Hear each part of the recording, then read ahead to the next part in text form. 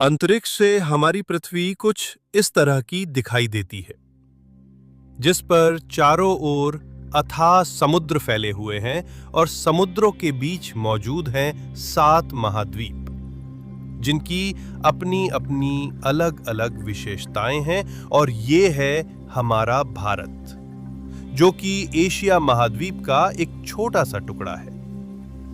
भारत की ज्योग्राफी इतनी विशेष है कि ये हमारे लिए किसी वरदान से कम नहीं, क्योंकि भारत के उत्तर में हिमालय की ऊंची ऊंची पर्वतमालाएं खड़ी हैं। हिमालय की ऊंची ऊंची पहाड़ियां नॉर्थ पोल से आ रही ठंडी साइबेरियन हवाओं से हमारी रक्षा करती हैं। हिमालय की वजह से भारत में मॉनसून में हैवी बारिश होती है और हिमालय से निकलने वाली नदियां भारत की सूखी पड़ी भूमि की प्यास बुझाती हैं।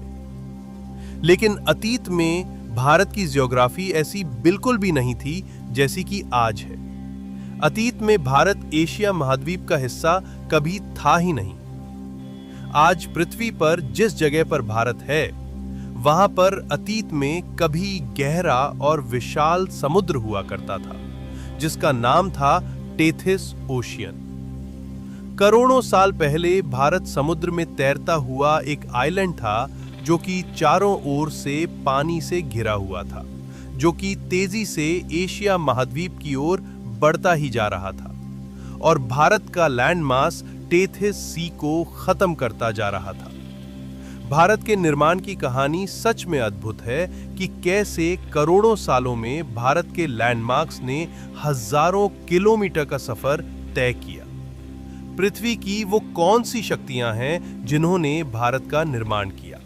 नमस्कार दोस्तों, मैं हूं रंजीत राठौर। स्वागत करता हूं आपका इस वीडियो में। भारत के बनने की कहानी आज से 20 करोड़ साल पहले शुरू होती है।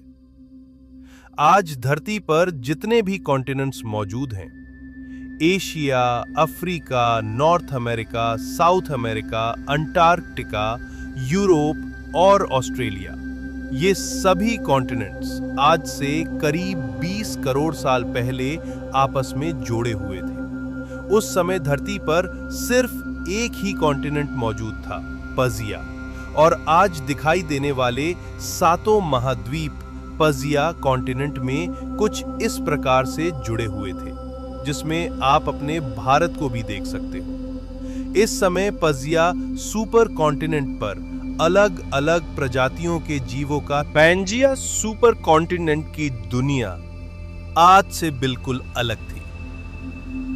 पैंजिया कॉन्टिनेंट के जो हिस्से समुद्र से सटे हुए थे, उन पर कुछ किलोमीटर अंदर तक हरियाली छाई हुई थी और बड़े बड़े जंगल मौजूद थे, क्योंकि किनारों पर अधिक बारिश होती थी।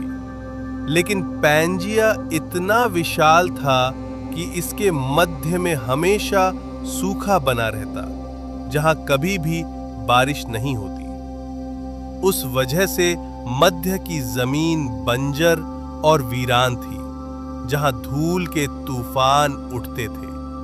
करीब 20 करोड़ साल पहले पैंजिया सुपर कॉन्टिनेंट 2 बड़े भागों में टूटने लगा, जिससे 2 नए सब कॉन्टिनेंट्स बने।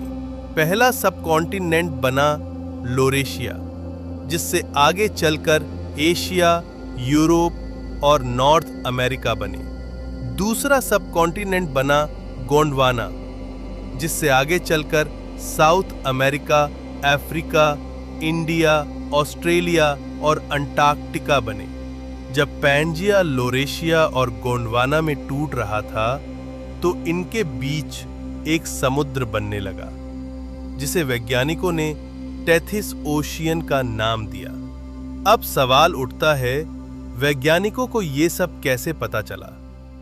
तो इसका उत्तर है, 20वीं सदी की शुरुआत में जर्मन वैज्ञानिक अल्फ्रेड वेगनर ने देखा कि साउथ अमेरिका का पूर्वी तट अफ्रीका के पश्चिमी तट से बिल्कुल मेल खाता है, जैसे 2 पजल पीस। अफ्रीका के साथ मेडागास्कर और फिर इंडिया भी इस पजल का हिस्सा लगता है। अगर आप दुनिया का मैप देखें तो आपको दिखाई देगा कि कई देशों के समुद्री तट एक दूसरे के साथ पजल पीस जैसे दिखाई देते हैं, जैसे ब्राजील और अफ्रीका। वैगनर ने न सिर्फ ज्योग्राफी पर ध्यान दिया, बल्कि उन्होंने ये भी नोटिस किया कि अलग अलग कॉन्टिनेंट्स के किनारों पर मौजूद फॉसिल्स एक दूसरे से मेल खाते हैं। अलग अलग कॉन्टिनेंट्स के बॉर्डर पर समान फॉसिल्स का मिलना दर्शाता है कि अतीत में ये एक ही महाद्वीप का हिस्सा थे। बाद में वैज्ञानिकों ने फॉसिल्स की तुलना कर ये निर्धारित किया कि कौन सा फॉसिल किस कॉन्टिनेंट से मेल खाता है। इससे उन्होंने एक ऐसा मैप बनाया जिसमें उन कॉन्टिनेंट्स को जोड़ा जिनमें फॉसिल समान, कुछ एक दूसरे से दूर जा रही हैं तो कुछ एक दूसरे की ओर बढ़ते हुए आपस में टकरा रही हैं। कोई प्लेट इतनी बड़ी होती है कि उसके नीचे मौजूद हीट को बाहर निकलने के लिए कोई रास्ता नहीं मिलता, तो वो हीट उस प्लेट की क्रस्ट पर इतना प्रेशर लगाती है कि क्रस्ट को तोड़कर बाहर निकल आती है, जिसे हम ज्वालामुखी भी बोलते हैं। अब कॉन्टिनेंटल ड्रिफ्ट की इस प्रक्रिया में कुछ प्लेट्स एक दूसरे से दूर जाती हैं तो कुछ एक दूसरे में मर्ज होती हैं। जब दो प्लेट्स आपस में मर्ज होती हैं तो एक प्लेट नीचे खिसकती है और दूसरी प्लेट उसके ऊपर की ओर। जो प्लेट नीचे जाती है उसके रॉक्स पिघलकर लावा में बदल जाते हैं और पृथ्वी के अंदर ये प्रक्रिया लगातार चलती रहती है, जिससे उन दोनों प्लेट्स के ऊपर मौजूद कॉन्टिनेंट्स एक दूसरे के पास आते जाते हैं। इन दोनों कॉन्टिनेंट्स के बीच मौजूद समुद्र की दूरियां कम होती जाती हैं और एक समय ऐसा आता है कि दोनों कॉन्टिनेंट्स आपस में टकरा जाते हैं और एक सुपर कॉन्टिनेंट बना देते हैं। पजिया सुपर कॉन्टिनेंट पहले दो हिस्सों में टूटा, लोरेशिया और गोंडवाना। कुछ करोड़ सालों के बाद ये दोनों सुपर कॉन्टिनेंट्स भी अलग अलग कॉन्टिनेंट्स में विभाजित होने लगे। साउथ अमेरिका अफ्रीका से दूर चला गया, नॉर्थ अमेरिका यूरोप से दूर चला गया, ऑस्ट्रेलिया अंटार्कटिका से अलग हो गया और आज से करीब 14 करोड़ साल पहले भारत अफ्रीका के साउथ ईस्ट से अलग हो गया। इस घटना से कहीं पर बड़ी बड़ी वैली बनने वाली थी तो कहीं पर बड़ी बड़ी पर्वतमालाएं। जिस जगह से प्लेट्स एक दूसरे से दूर जा रही थीं, वहां पर बड़ी बड़ी घाटियां बनी और जिस जगह पर दो प्लेट्स आकर मर्ज हो रही थीं, वहां पर पर्वतमालाएं बनी। ऐसा इसलिए हुआ कि जब दो प्लेट्स एक दूसरे से मर्ज हुईं, तो एक प्लेट दूसरी के ऊपर चढ़ने लगी और ऊपर उठने लगी, जिससे बड़ी बड़ी पर्वत श्रृंखलाएं खड़ी हो गईं। जिस तरह पृथ्वी पर पर्वतमालाएं बन रही थीं, उसी तरह जिस जगह से दो प्लेट्स टूटकर अलग हुई थीं, वहां पर बड़ी बड़ी घाटियां बन रहीं, जैसे कि एरिज़ोना में ग्रैंड कैनियन। ग्रैंड कैनियन करीब 450 किलोमीटर तक फैली हुई है, जिसकी चौड़ाई 20 किलोमीटर है और इसकी गहराई लगभग 2 किलोमीटर है। आज से करीब 14 करोड़ साल पहले भारत गोंडवाना लैंड का हिस्सा था, जिससे अलग होकर भारत धीरे धीरे एशिया की ओर बढ़ने लगा। करोड़ों सालों तक भारत की भूमि ने एशिया की ओर अपना सफर जारी रखा। आमतौर पर टेक्टोनिक प्लेट्स एक साल में 5 सेंटीमीटर तक खिसकती हैं, लेकिन भारत की एशिया की ओर बढ़ने की गति नॉर्मल से 4 गुना ज्यादा थी। भारत करीब 20 सेंटीमीटर प्रति साल की दर से एशिया की ओर बढ़ रहा था। दरअसल भारत इतनी तेजी से इसलिए लोरेशिया के एशिया की ओर बढ़ रहा था क्योंकि गोंडवाना लैंड के नीचे बहुत बड़े बड़े प्लूम्स थे। पृथ्वी के अंदर इस तरह के प्लूम्स बनते हैं।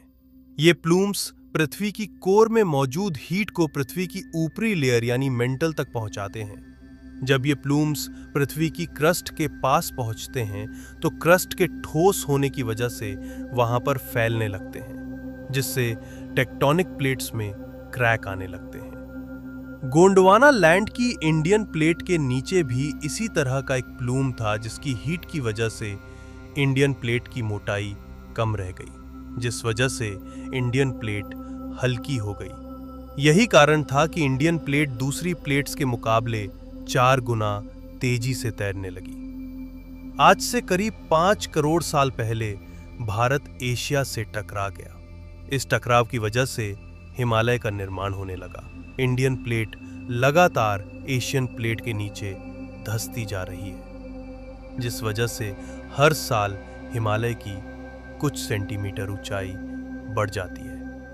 इंडियन प्लेट की इसी मूवमेंट की वजह से नेपाल और उसके आसपास के क्षेत्र में जोरदार भूकंप आते हैं। दोस्तों, पृथ्वी के अंदर टेक्टोनिक प्लेट्स की मूवमेंट अभी भी जारी है। अभी भी पृथ्वी के सभी महाद्वीप लगातार मूव कर रहे हैं। वैज्ञानिकों का अनुमान है कि करोड़ों साल बाद पृथ्वी के सभी महाद्वीप फिर से मर्ज हो जाएंगे और एक बार फिर से पृथ्वी पर एक सुपर कॉन्टिनेंट बन जाएगा। वैज्ञानिकों ने भविष्य में बनने वाले उस सुपर कॉन्टिनेंट का नाम पजिया प्रॉक्सिमा रखा है। सच में प्रकृति बहुत ही शक्तिशाली है। एक बार कल्पना कीजिए कि इतनी विशाल प्लेट्स को एक जगह से दूसरी जगह तक धकेलने में और पर्वतों का निर्माण करने में पृथ्वी की क्रस्ट के नीचे किस हद तक मेंटल में कॉन्वेक्शन करंट के बवंडर बन रहे होंगे। और कभी-कभी पृथ्वी की मेंटल में हुई हलचल को पृथ्वी की क्रस्ट के ऊपर हम इंसानों को भी सहन करना पड़ता है।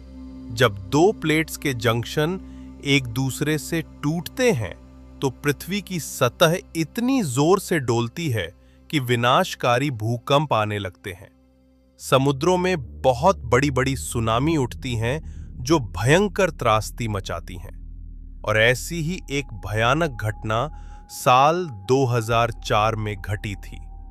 26 दिसंबर 2004 को इंडियन ओशियन में मानव इतिहास की सबसे भयानक सुनामी उठी।